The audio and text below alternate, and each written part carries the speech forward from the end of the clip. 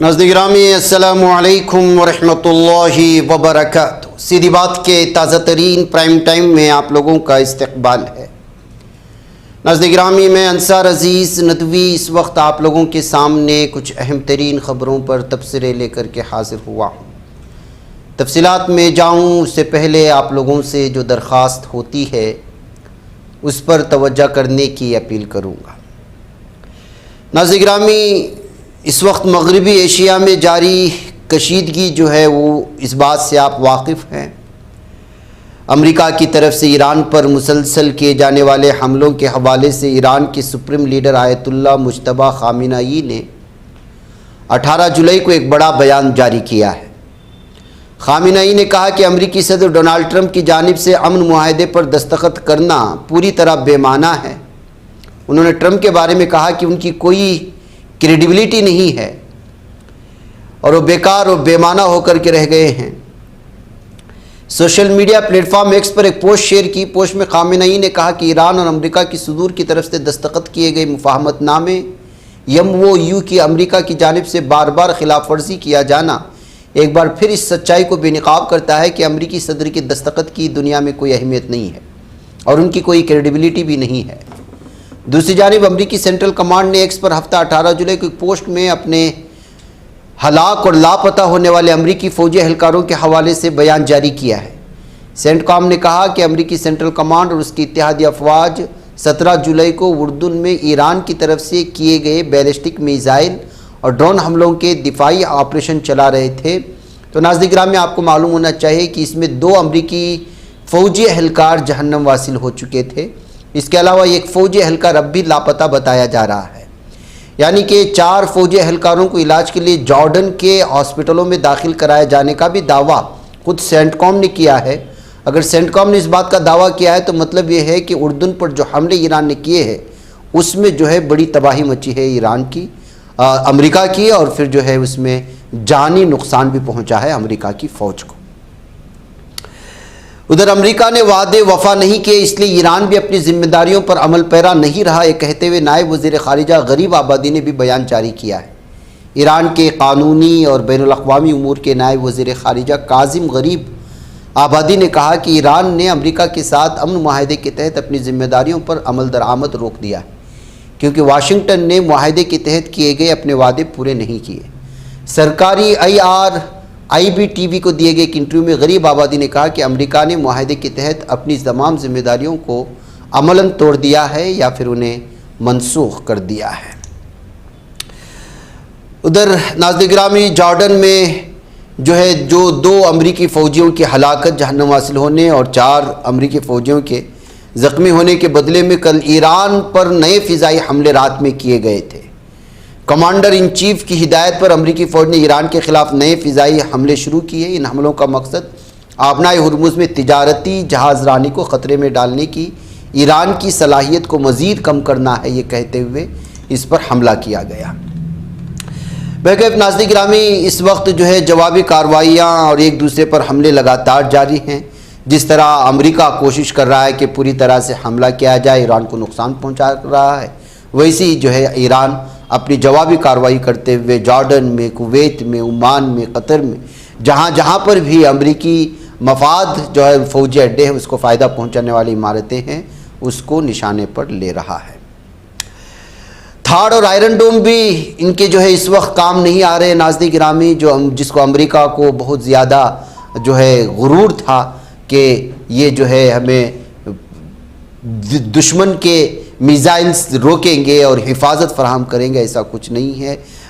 تھاڈ اور Iron Dome جیسے یہ فضائی دفاعی نظام کے فیل ہونے کی تازہ مثال وہ تو کل کے جارڈن پر ہونے والے حملے میں رات میں اور اس میں زخمی ہونے والے امریکی فوجیوں کی تعداد ہی بتاتی ہے۔ فتح 1 اور فتح 2 کے ذریعے سے جو ہے کل یہ 2 ہائپرسونک میزائل ہیں ایران کے، جو نئی میزائل ٹیکنالوجی کے ذریعے سے بنائی گئی ہیں، اور اس بات کا بھی دعویٰ کیا جاتا ہے اس میزائل کے سلسلے میں کہ روس اور چین سے ملنے والی مبینہ فوجی مدد کو بھی وجہ قرار دیا جا رہا ہے۔ بہرکیف اس وقت جو ہے جو حملے ہوئے میزائلی حملے اس میں جو ہے پوری طرف سے جو ہے یہ نقصان پہنچنے اور پھر اس کے بعد جو صورتحال بن رہی ہے وہ ساری چیزیں ہمارے سامنے ہیں۔ ایران کے سپریم لیڈر مجتبیٰ خامنہئی نے جو لفظ استعمال کیے وہ یہی تھے کہ عظیم شیطان نے اپنا اصلی رنگ دکھایا۔ ٹرمپ کو انہوں نے جس طرح سے یموئی کا انہوں نے معاہدہ توڑا، اسی کو جو ہے عظیم شیطان، بڑا شیطان کہتے ہوئے ٹرمپ کو انہوں نے جو ہے مخاطب کیا، اور انہوں نے بڑی وارننگ بھی جاری کر دی کہ جو ہے آپ جب ان لوگوں کی دستخط پوری طرح سے جو ہے ان لوگوں کی کوئی اہمیت نہیں رکھتی ہے تو ظاہر سی بات ہے کہ اب ایران پوری طرح سے جو ہے اب معاہدے کو ختم کر دیتا ہے، اب جو ہے ہر چیز کی اب بدلہ اور اس کا جو ہے جواب دیا جائے گا۔ تو یہ صورتحال ہے ساری کی ساری ناظرین گرامی، اور ہر گزرتے دن کے ساتھ جو ہے اس وقت مغربی ایشیا یعنی ایران اور امریکہ سے آنے والی یہ ساری چیزیں یہی بیان کر رہی ہیں کہ کچھ ہی دنوں میں اس وقت صورتحال مزید اسی طرح بھیانک بننے والی ہے، پورے عالم اسلام کی نہیں بلکہ دنیا کی، کیونکہ جو ہے اس وقت مہنگائی بھی اپنے عروج پر چل رہی ہے اور حملے ایک دوسرے پر کم نہیں ہو رہے ہیں، اور جس کے نتیجے میں نہ عراق میں اس وقت صحیح طور پر یہ ایندھن نکال پا رہا ہے، نہ دیگر خلیجی ممالک جو ہے اپنا پیٹرول اور ڈیزل صحیح طور پر نکال پا رہے ہیں، جس کے نتیجے میں امپورٹ ایکسپورٹ پر جو ہے بڑا اثر پڑ رہا ہے، اور اس کی وجہ سے سارے کی ساری دنیا اس کی لپیٹ میں آنے والی ہے۔ یہ کچھ اپڈیٹس تھے ناظرین گرامی جو اس کے حوالے سے رکھی گئی۔ آئیے کچھ اب بھارت کی خبروں پر بات کر لیتے ہیں۔ سب سے پہلے میں آپ کو اس وقت اسمارٹ فون کا خطرہ جس طرح بڑھ چکا ہے اور جس طرح سے ہمارے بچے اور نوجوان نسل رات کے وقت میں اس کا استعمال بڑھا دیا ہے، اس سے جو ہے اس وقت ہاسپٹل کے ڈاکٹرز بہت خوش ہیں، اور بڑے بڑے ہاسپٹلز ICU والے اپنے کمرے بھی بڑھا رہے ہیں۔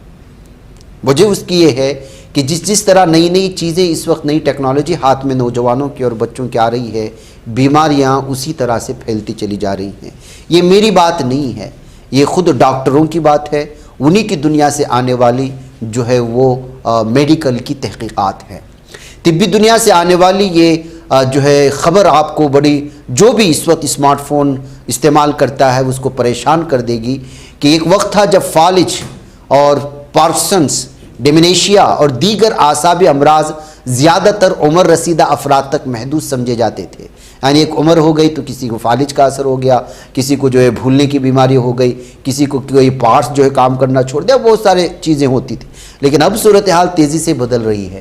ماہرین اعصاب نیورولوجسٹ کے مطابق اب کم عمر نوجوان، کالج طلباء اور یہاں تک کہ نو عمر بچے بھی سر درد، ذہنی انتشار، توجہ کی کمی، بے خوابی، چکر آنا اور یادداشت کی کمزوری جیسی شکایت کے ساتھ ہاسپٹلوں کا رخ کر رہے ہیں۔ ڈاکٹروں کا کہنا ہے کہ اس کی ایک بڑی وجہ اسمارٹ فون کا حد سے زیادہ استعمال ہے، جسے وہ اسمارٹ فون برین یا ڈیجیٹل تھکن کا نام دے رہے ہیں۔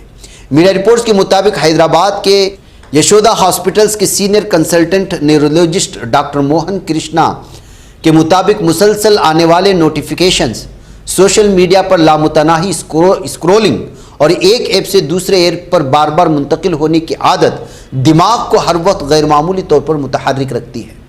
اس مسلسل ذہنی دباؤ کے باعث نوجوان کسی کتاب پر توجہ مرکوز نہیں کر پاتے، نہ ہی دفتر یا کلاس روم میں زیادہ دیر تک یکسوئی برقرار رکھ سکتے ہیں۔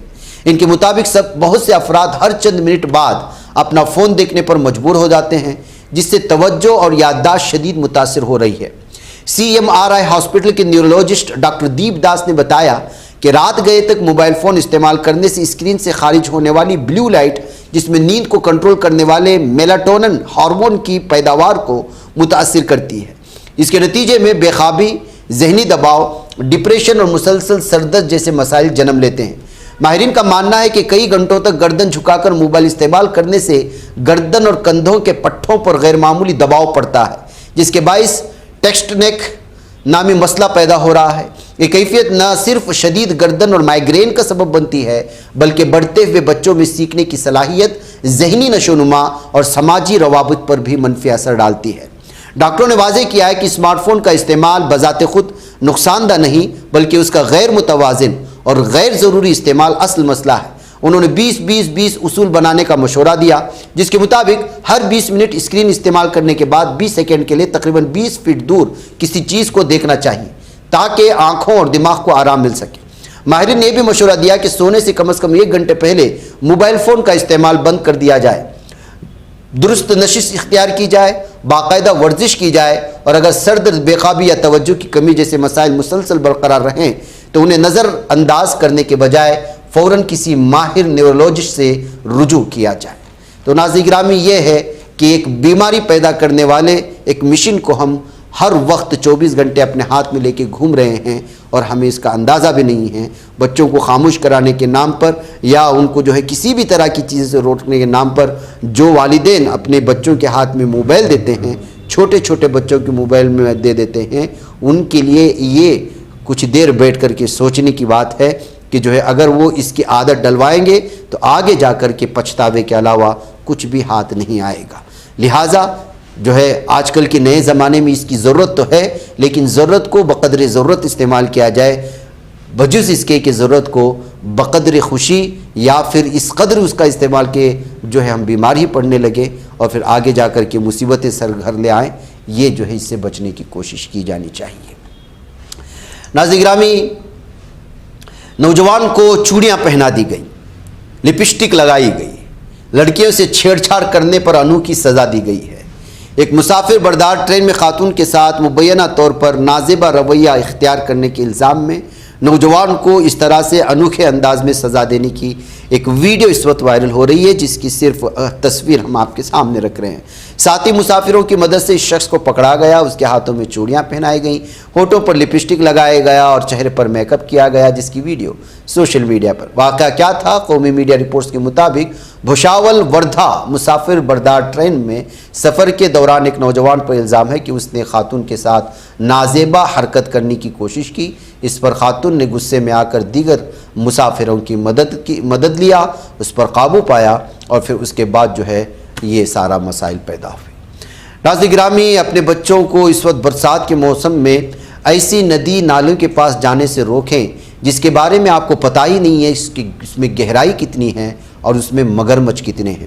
یہ جو واقعہ ہے واقعی میں آپ کو چوکنا کرے گا اور کرنا چاہیے، کیونکہ برسات کا موسم آتا ہے اور اس موقع پر جو تالاب ہوتے ہیں وہ بھر جاتے ہیں، جو ندیاں ہوتی ہیں وہ بھر جاتی ہیں، اور تیراکی کی اور بارش میں بھیگنے کی اور ندی کنارے بیٹھنے کی، پانی سے کھیلنے کی کس کو عادت نہیں ہوتی؟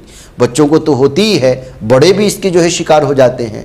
بہرکیف بچے جانے انجانے میں ایسے تالاب کی جانب بڑھنا شروع ہو جاتے ہیں جہاں چھپے ہوئے مگرمچھ ہوتے ہیں۔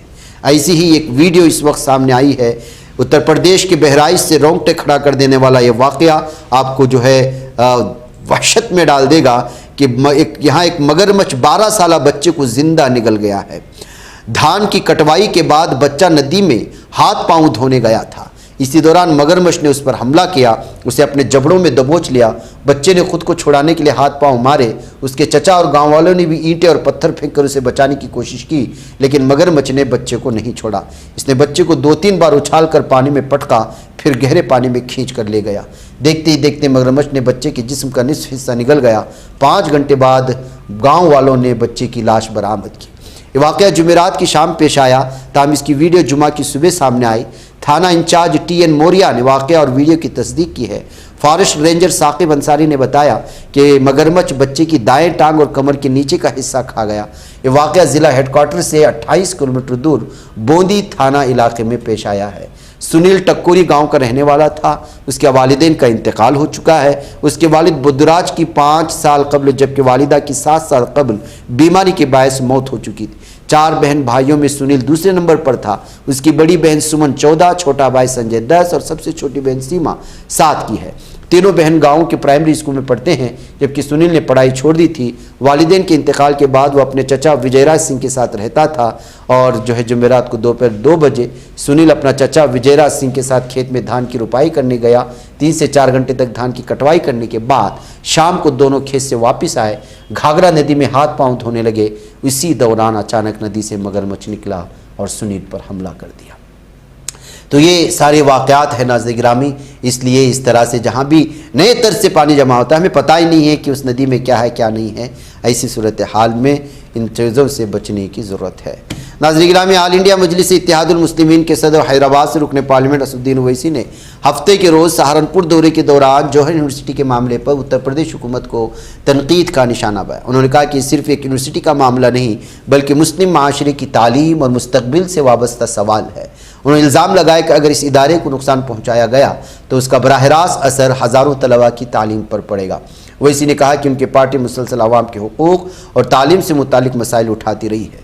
دعویٰ کیا کہ اتر پردیش میں مسلم آبادی تقریباً 19 سے 20% ہے، لیکن اعلیٰ تعلیم میں ان کی شمولیت بے حد کم ہے۔ اویسی کے مطابق اتر پردیش میں تقریباً 3.5 سے 3.7% مسلمان ہی گریجویٹ ہیں، جبکہ مسلم برادری کی شرح خواندگی تقریباً 53 سے 54% کے درمیان ہے۔ انہوں نے کہا کہ مسلم خواتین کی تعلیم کی صورتحال اس سے بھی زیادہ تشویشناک ہے۔ الزام عائد کرتے ہوئے کہا کہ بی جے پی نہیں چاہتی کہ مسلمانوں کے بچے تعلیم حاصل کریں، اس لیے وہ جوہر یونیورسٹی کو منہدم کرنا چاہتی ہے۔ جوہر یونیورسٹی میں تقریباً 3000 طلباء زیر تعلیم ہیں۔ اگر کسی قسم کا قانون انتظامی مسئلہ ہے تو اس کا حل قوانین کے مطابق نکالا جا سکتا ہے، لیکن طلباء کی تعلیم متاثر نہیں ہونی چاہیے۔ آئین ہند کے معمار ڈاکٹر بھیم راؤ امبیڈکر کا ذکر کرتے ہوئے اس نے کہا کہ ان سے بھی عوامی نمائندوں کے کردار کے متعلق سوال کیا گیا تھا۔ ناظرین گرامی، آپ جانتے ہیں کہ کس طرح سے اس وقت اعظم خان صاحب کے یونیورسٹی کو نقصان پہنچانے کی، اس کو منہدم کرنے کی سازشیں یہاں کی مرکزی حکومت اور یہاں کی یوگی حکومت کر رہی ہے۔ ناظرین گرامی، ادھر قرآن مجید کی عظمت ہر مسلمان کے ایمان کا حصہ ہے۔ تلنگانہ ہائی کورٹ نے مبینہ بے حرمتی کا مقدمہ اس وقت خارج کرتے ہوئے اس طرح کا فیصلہ سنایا جو سرخی بن گیا ہے۔ قرآن مجید اللہ تعالیٰ کا آخری آسمانی کلام اور پوری انسانیت کے لیے ہدایت کا سرچشمہ ہے۔ ہر مسلمان کے نزدیک قرآن مجید صرف ایک مقدس کتاب نہیں بلکہ ایمان، عقیدت اور محبت کا مرکز ہے۔ اس کی تلاوت، حفاظت، تعظیم اور ادب اسلامی تعلیمات کا بنیادی تقاضا ہے۔ قرآن کریم کو پاکیزگی اور احترام کے ساتھ رکھنا، اس کی بے ادبی سے مکمل اجتناب کرنا اور ہر حال میں اس کی حرمت کا خیال رکھنا ہر مسلمان کی دینی ذمہ داری ہے۔ اسی پس منظر میں تلنگانہ ہائی کورٹ نے قرآن مجید کی جلد بندی کے دوران مبینہ بے حرمتی کے الزام میں درج ایک فوجداری مقدمہ خارج کرتے ہوئے اہم قانونی فیصلہ سنایا۔ عدالت نے واضح کیا کہ تعزیرات ہند کی دفعہ 295(a) کے تحت کارروائی اسی وقت ممکن ہے جب مذہبی جذبات مجروح کرنے کی جان بوجھ کر واضح اور بدنیتی پر مبنی نیت ثابت ہو۔ عدالت نے یہ بھی قرار دیا کہ اس نوعیت کے مقدمات میں ریاستی یا مرکزی حکومت کی پیشگی منظوری حاصل کرنا قانوناً لازمی ہے۔ یہ فیصلہ جسٹس N2 کارامجی نے ملگی ریڈی سریدر ریڈی کی جانب سے دائر درخواست پر سنایا، جس میں انہوں نے اپنے خلاف جاری فوجداری کارروائی کو منسوخ کرنے کی درخواست کی تھی۔ ناظرین گرامی، مجھے اجازت دیں، انشاءاللہ پھر ملاقات ہوگی۔ والسلام علیکم ورحمۃ اللہ وبرکاتہ۔